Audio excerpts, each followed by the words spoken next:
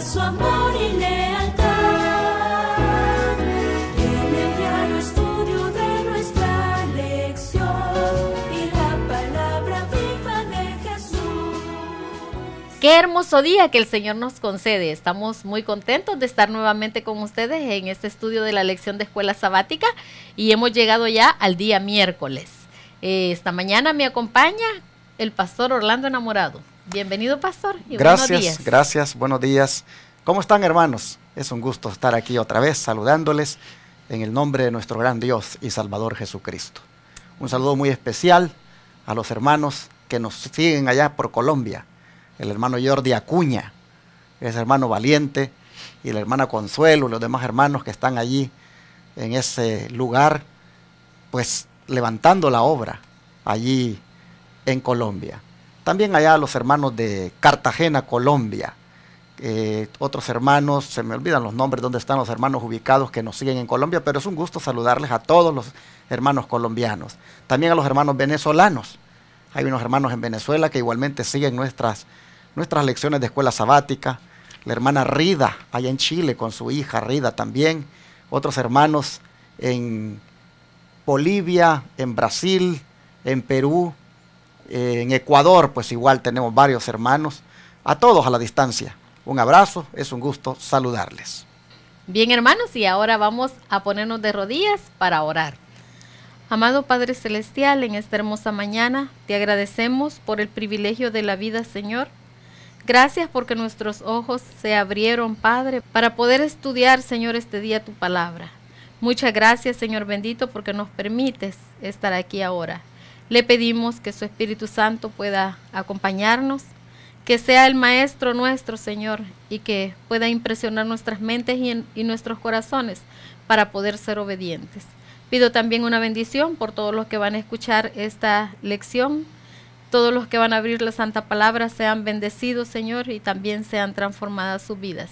Muchas gracias, Padre, lo agradecemos en el nombre de Jesús. Amén. Amén.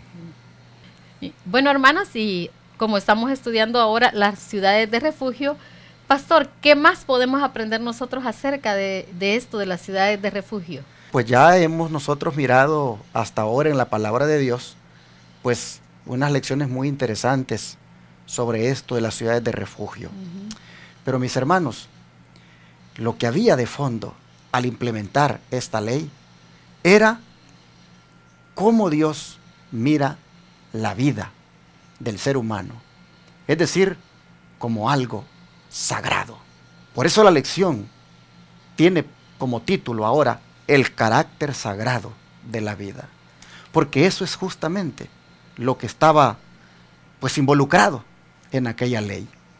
Y es que imagínense ustedes, el sobreviviente del fallecido, el pariente cercano, tenía la responsabilidad, ¿oyó usted? La responsabilidad de vengar la muerte de su ser querido. No tanto tenía que hacerlo por venganza o por honor, sino era una responsabilidad, porque la ley estipulaba que la sangre derramada del fallecido solamente podía ser expiada con la sangre derramada del asesino. Así que en este sentido, era más un acto de responsabilidad el que el pariente cercano buscara al asesino para expiar la sangre de su hermano, digámoslo así. Y es que era tan sagrada la vida, hermanos, que el derramamiento de sangre, ¿cómo lo consideraba Dios, María Elena? Bueno, vamos a ver cómo lo consideraba. Leyendo en nuestras Biblias el libro de Números 35, versículo 33 y 34. Y nos dice: y no contaminaréis la tierra donde estuviereis, porque esta sangre amancillará la tierra, y la tierra no será expiada de la sangre que fue derramada en ella, sino por la sangre del que la derramó. No contaminaréis, pues, la tierra donde habitáis, en medio de la cual yo habito, porque yo Jehová habito en medio de los hijos de Israel. Interesante, hermanos. Miren ustedes ¿por qué razón no tenía que derramarse la sangre? No tenía que matarse a un hermano, a un prójimo. Porque hacer eso, hermanos, volvía a la tierra inmunda. Volvía a la tierra, pues, de una manera contaminada, sucia. Y Dios habitaba en la tierra a través de aquel tabernáculo, de aquel santuario, de aquella chequina. Y por lo tanto, hermanos, tenía que ser la tierra un lugar, pues, santo, porque allí moraba Dios. La razón, dice el Señor, por la cual no deben derramar la sangre es porque la tierra la van a contaminar, la van a ensuciar, se volverá inmunda, y yo habito aquí. Miren ustedes.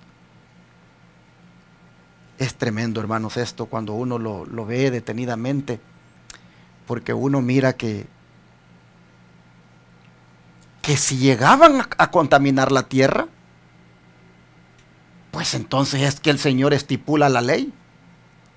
Y la ley es que el pariente cercano de aquella persona que falleció y, pues lógico, su sangre contaminó la tierra, debía vengar esa muerte.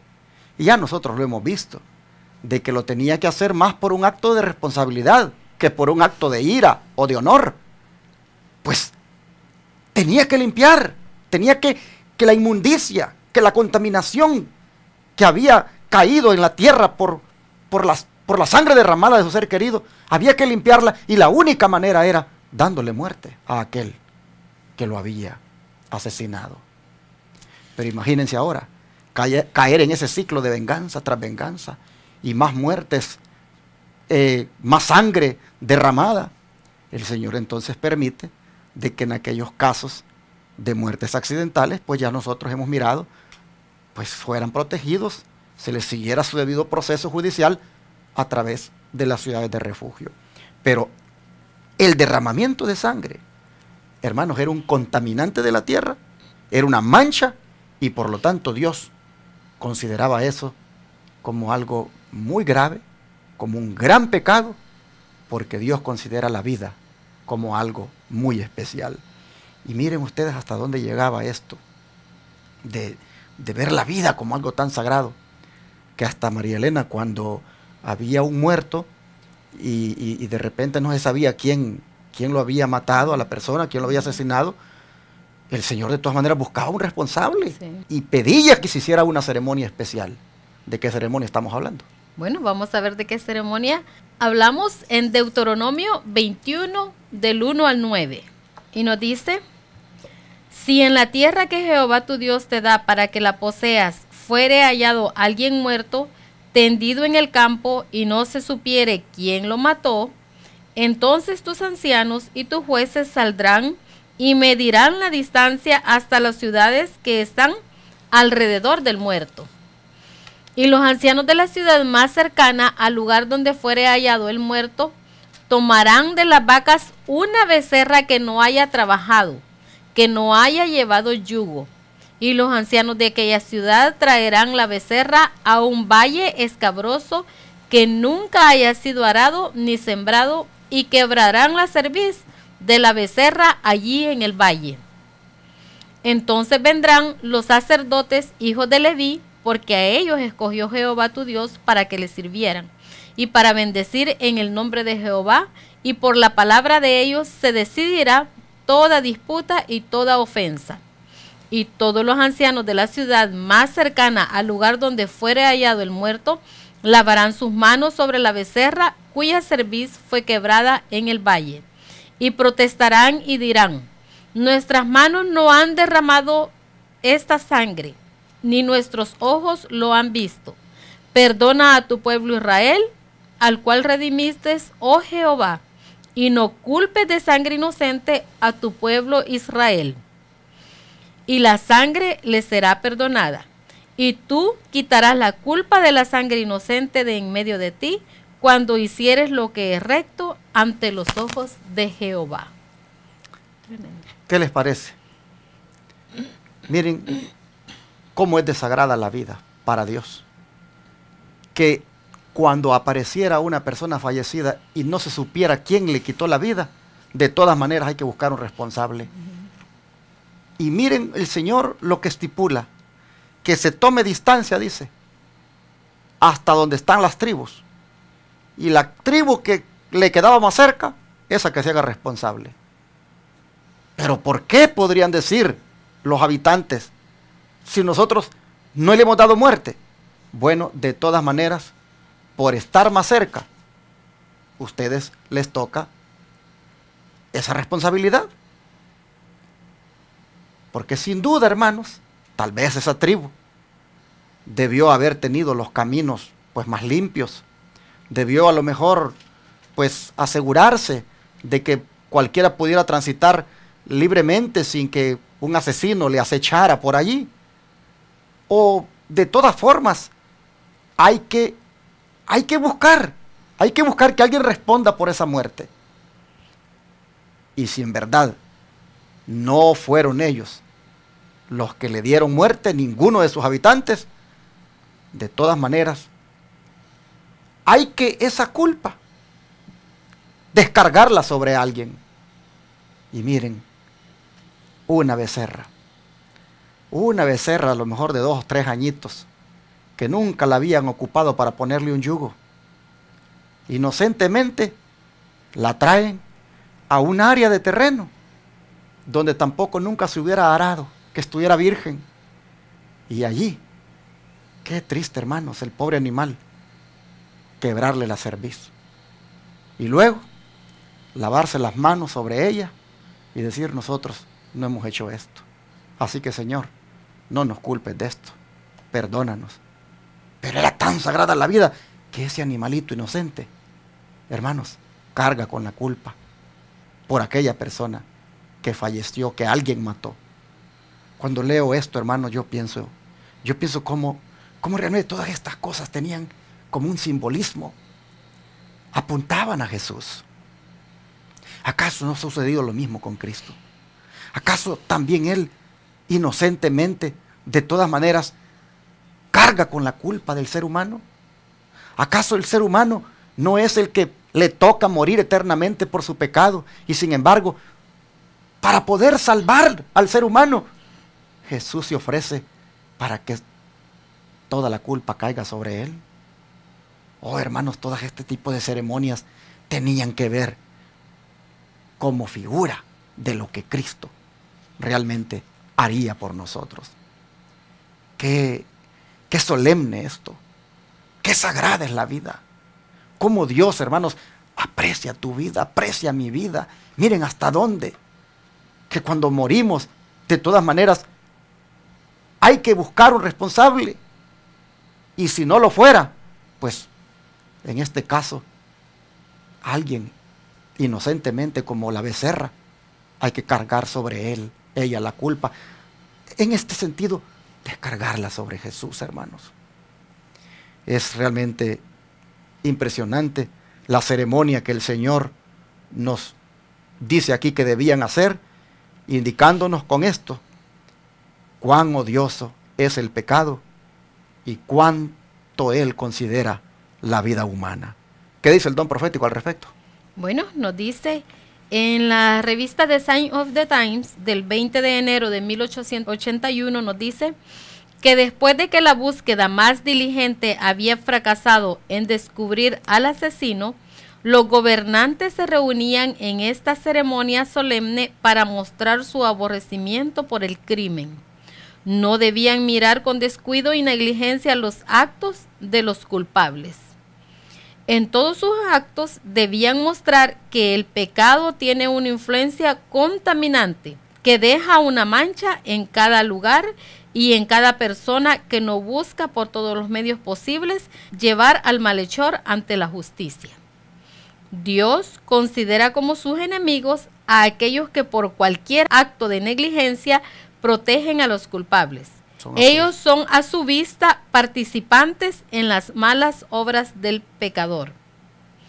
El pecado puede ser llamado con nombres falsos y disimulado por excusas plausibles y buenos motivos fingidos, Pero esto no disminuye su culpabilidad a los ojos de Dios.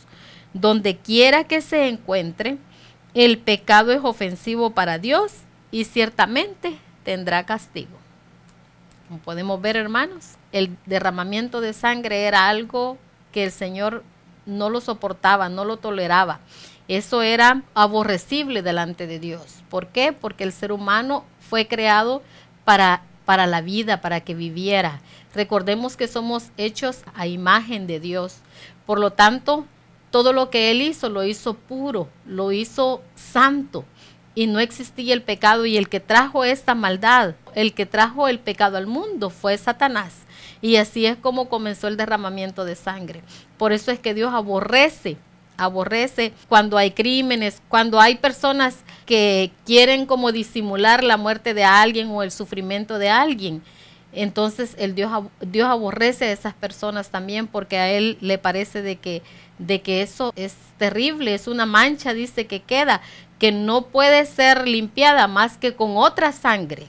Y he allí entonces por qué el corderito tenía que hacer básicamente ese trabajo de limpieza, digámoslo así, que prefiguraba ya más adelante la muerte de Cristo por todos los pecados que nosotros hemos cometido. Hermanos, nosotros miramos acá cómo, pues dice que el pecado no se puede mirar con liviandad, al punto de que se disimule o hasta se le llame con nombres falsos. No, mis hermanos. En esa ceremonia el Señor estaba buscando de que alguien se responsabilizara, que no evadieran el hecho de encontrar un responsable. Y pues hoy en día, hermanos, ya digámoslo, aplicándolo a nuestra vida, uno se pregunta, ¿y de qué manera yo ahora podría pues caer en un pecado como este? De, por ejemplo, quitarle la vida o derramar la sangre de alguien. María Elena, ¿será que hay formas hoy en día modernas de cómo también podríamos estar cometiendo asesinato a los ojos de Dios? Bueno, veamos qué nos dice. Primera de Juan 3:15. Todo aquel que aborrece a su hermano es homicida. Y sabéis que ningún homicida tiene vida eterna permanente en él. Como podemos ver aquí entonces, que no solamente necesitamos matar a una persona, no solamente necesitamos asesinar a alguien para ser culpables, sino que aquí nos está diciendo de que todo el que aborrece a su hermano es homicida. Eso quiere decir, hermanos, que deberíamos de tener mucho cuidado, que nos está diciendo este versículo. Ya aquí nos metimos en algo muy delicado, porque, hermanos, muchas veces nuestro carácter nos hace llegar a este punto de odiar a alguien, de no soportar a una persona, de sentir que si está allí mejor nos vamos, ¿verdad? O se va esa persona o nos vamos nosotros.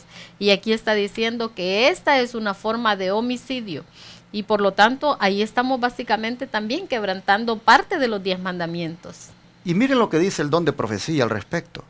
Todo acto de injusticia que contribuya a abreviar la vida, el espíritu de odio y de venganza, o el abrigar cualquier pasión que se traduzca en hechos perjudiciales para nuestros semejantes, o que nos lleve siquiera a desearles mal, pues cualquiera que aborrece a su hermano es homicida. Todo descuido egoísta que nos haga olvidar a los menesterosos y dolientes, toda satisfacción del apetito o privación innecesaria, o labor excesiva que tienda a perjudicar la salud, todas estas cosas son en mayor o menor grado violaciones del 6º mandamiento. Amén. Patriarcas y Profetas, página 316 y 317. De manera, mis hermanos, que valdría la pena revisar ahora nuestro corazón y ver qué sentimos en nuestro interior para con alguna persona. Según nosotros vemos, es una violación al 6º mandamiento, no matarás, cuando sentimos rechazo hacia nuestro hermano. cuando nosotros, hermanos, llegamos a sentir odio hacia Él. No se nos olvide de que el odio prácticamente, hermanos, es la antesala del homicidio. Nosotros encontramos aquí que Dios, hermanos, mira con mucha delicadeza este punto. Para Dios tan grave es matar a alguien como el motivo que le llevó a darle muerte. Dios juzga de la misma manera la acción como el motivo. Y el motivo, pues es el odio, es el abrigar algo contra alguien al punto de que hasta se les desea el mal. A veces hay hermanos en la iglesia que todavía tienen aquello de que ojalá le pase tal cosa para que aprenda. No, si ya vas a ver, se salió de la iglesia y ya le va a venir esto. Como que a veces lo deseamos. A veces miramos que cierta persona se comporta de una manera en la iglesia como que nosotros quisiéramos que algo le pase para que aprenda. Cuidado con esos sentimientos. No, hermanos. Miren, las personas pueden hacer lo malo que puedan hacer, pero uno no les debe desear nada malo a ellos. No, cuidado con uno llegar a ese punto de no entrar por la puerta, pues, donde ese hermano entra, porque por ahí va a estar sentado y lo voy a ver. O mejor evadirle. Hay hermanos que a veces sienten tanto contra alguien que prefieren buscar la salida por otro lado. Yo a veces miro hermanos que digo yo, pobrecitos los hermanos, de repente mejor dan la vuelta o voltean la cara como que así hacen los que no lo ven a uno. O si no, si uno está en una puerta, buscan la salida por otra puerta para no darle la mano. Hay personas así. Yo no sé si lo que estoy diciendo, hermano, tú te identificas con eso, pero lo que te quiero decir es que hoy sería bueno revisar cómo está el corazón de nosotros. Mira, si hay algún hermano que tú no lo puedes ni ver, búscalo y salúdalo, mi hermano. Si hay un hermano que tú lo que deseas es que mejor se vaya de la iglesia porque no lo toleras ver allí, mejor búscalo y salúdalo.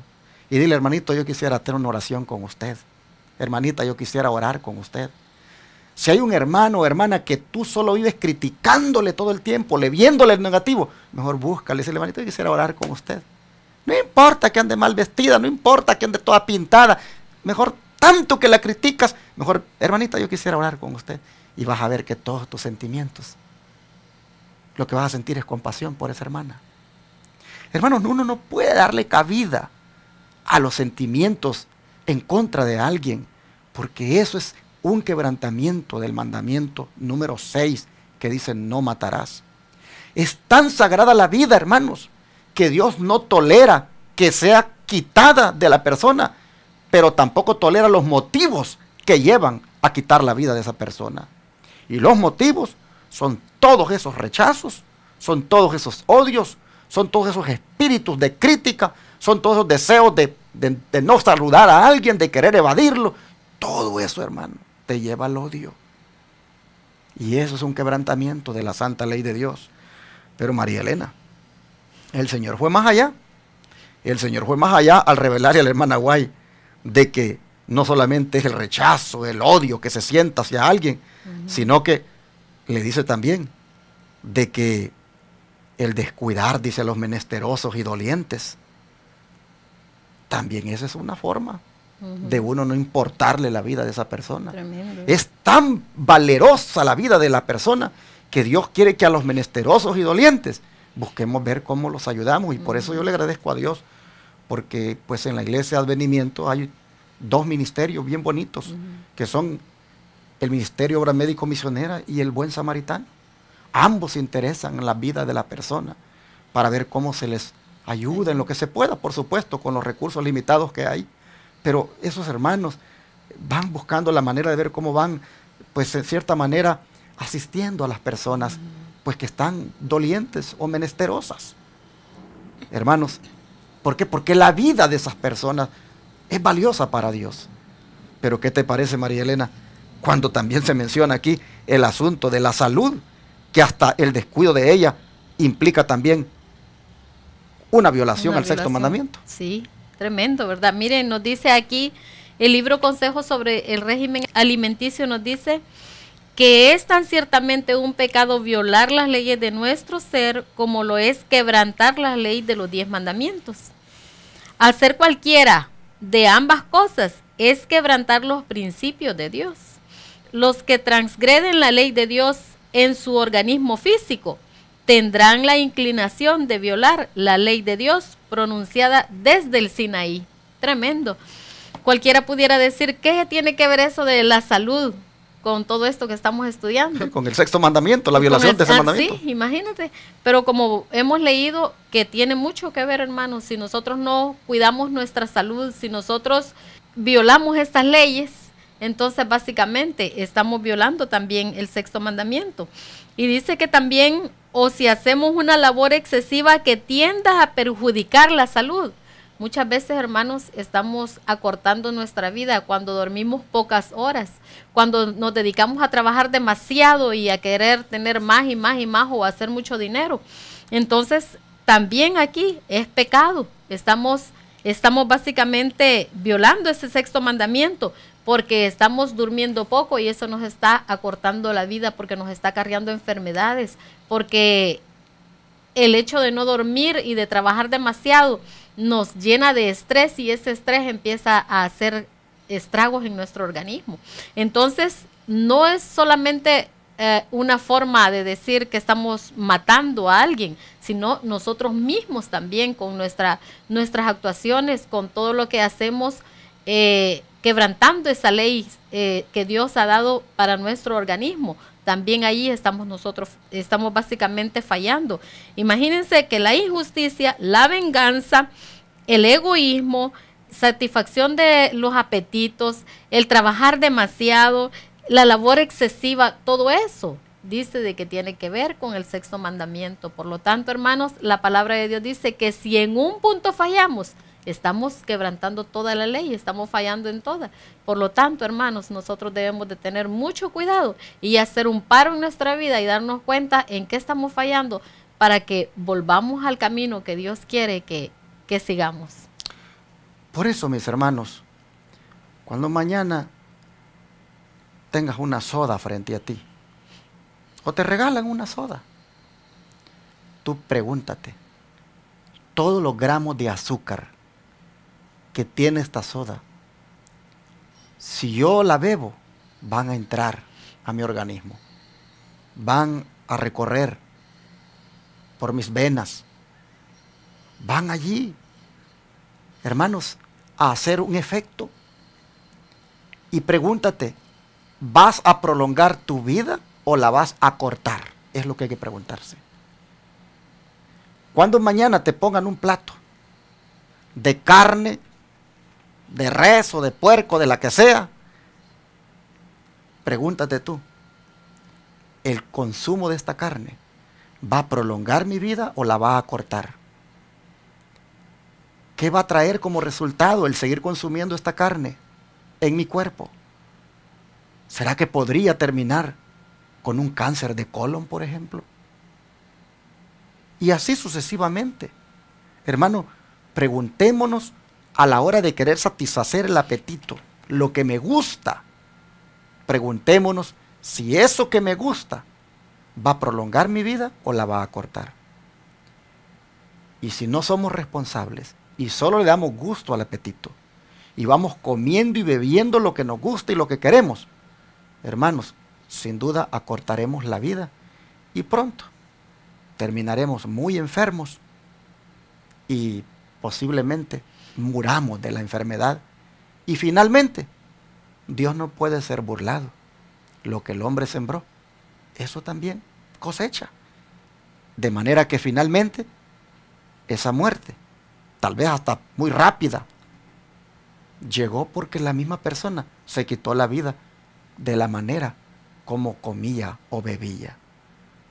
Miren ustedes cómo el don de profecía es como una lupa que amplían los textos bíblicos, amplía lo que nosotros leemos solamente aquí en la tercera carta de Juan 3:15 decía que todo aquel que aborrece a su hermano es homicida, y sabéis que ningún homicida tiene vida eterna permanente en él. Uno lee ahí eso, y algo que es entendible, pero viene el don profético y te amplía y te dice, pero ¿sabes qué? ¿Sabes qué? Que eso abarca mucho más. Abarca no solamente pues el sentir ese odio contra tu hermano, ese rechazo y todo lo que ya dije, sino que incluye también el acortar tu vida con lo que comes y con lo que bebes, el descuidar al menesteroso y al que está necesitado. Hermanos, qué amplio el concepto que nos da el don de profecía. Por eso que estas lecciones, hermanos, por eso que estas lecciones nosotros aquí en la Iglesia de Advenimiento son las que estudiamos, diferentes a las que usa la mayoría de adventistas, porque estas lecciones son a la ley y al testimonio. Y los testimonios son los escritos inspirados de la hermana Elena White que te ayudan a ampliar el panorama de la Biblia, el texto bíblico. Entonces, con esto que leemos, nosotros miramos, hermanos, que podríamos estar quebrantando el sexto mandamiento que dice no matarás, cuando matamos nuestra vida, nos matamos a nosotros mismos con lo que comemos y bebemos. De manera que responsablemente, hermanos, busquemos la forma de cambiar en todos nuestros hábitos. Y para cerrar, creo que remacha todavía más el tema del odio, ¿no es cierto? Sí. Bueno, el libro Discurso Maestro de Jesucristo, la página 51, nos dice que el espíritu de odio y de venganza tuvo origen en Satanás y lo llevó a dar muerte al Hijo de Dios. Y donde quiera que abrigue malicia u odio, abriga el mismo espíritu y su fruto será la muerte. Que el Señor nos ayude, hermanos, para que esto no pase con nosotros. La palabra de Dios dice, hijitos míos, no amemos de palabra ni de lengua, sino de hecho y en verdad. Necesitamos amar a nuestros enemigos, a los que nos ofenden, a los que nos airan, a los que nos hacen sentirnos mal. Tenemos que pedirle a Dios que nos dé ese amor, esa paciencia para soportarnos unos a otros y no quebrantemos el sexto mandamiento, hermanos. Tremendo, hermanos. Quien quiera que abrigue malicia u odio, abriga el mismo espíritu ¿de quién? De Satanás, y su fruto será la muerte. Vamos a orar ahora y a decirle al Señor, ayúdanos, Señor, a que responsablemente nosotros apreciemos la vida de nuestros hermanos y apreciemos la de nosotros también, poniendo por obra estos reglamentos, estas instrucciones que vienen directamente de parte de Jehová nuestro Dios. Amén. ¿Oramos? Claro que sí. Padre nuestro, gracias por apreciar tanto la vida. Amén, Señor. Gracias, Señor, porque esto que nosotros llamamos vida es tan sagrado al punto de que tú, cuando es cortada, siempre buscas un responsable.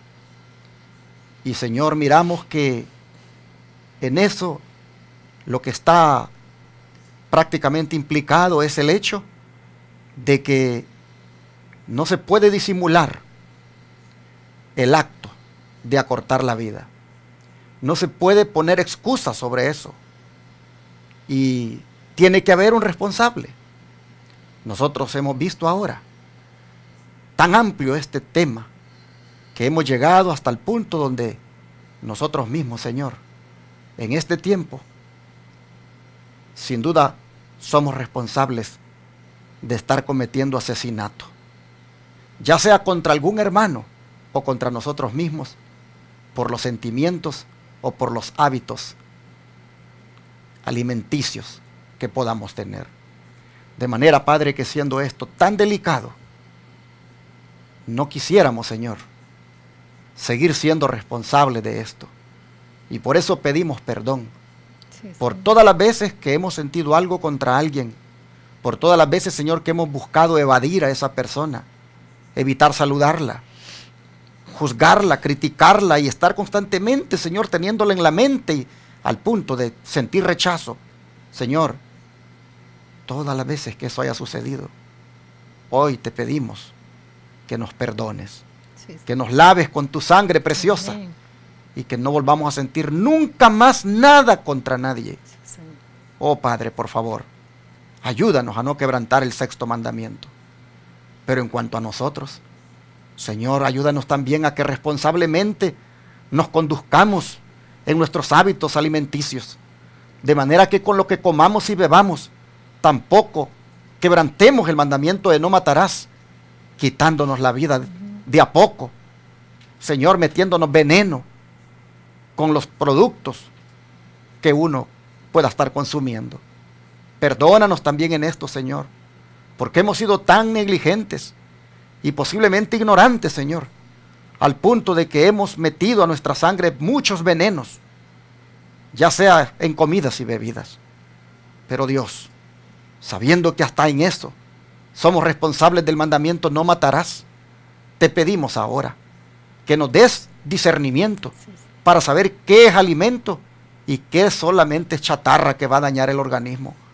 Padre, permítenos que podamos tener sabiduría para discernir dónde hay nutrientes y dónde simplemente, Señor, hay basura que va a venir a ensuciar este organismo, que sin duda se acabaría pronto y terminaríamos muriéndonos y seríamos tan responsables de asesinato como lo eran aquellos por los cuales tú dijiste que debían pagar con su misma vida. Señor, por favor, perdónanos todas las veces que hemos quebrantado este mandamiento de no matarás. Ayúdanos, Señor, a ver la vida tan sagrada como tú la miras, a apreciarla tanto que empezando con la nuestra, oh Señor, no la acortemos, sino que cooperemos contigo de tal manera que se prolongue. Oh Padre, gracias por enseñarnos. Amén. Gracias por amonestarnos. Sí, Señor. Gracias por la vida que nos has dado. Amén. Ayúdanos, Señor, a que sabiamente la podamos nosotros tener delante de ti todo el tiempo. Amén. Gracias, te lo agradecemos y también te pedimos perdón en el nombre poderoso de Cristo Jesús. Amén. Amén. Amén. Todo fiel discípulo del buen Jesús demostrará su amor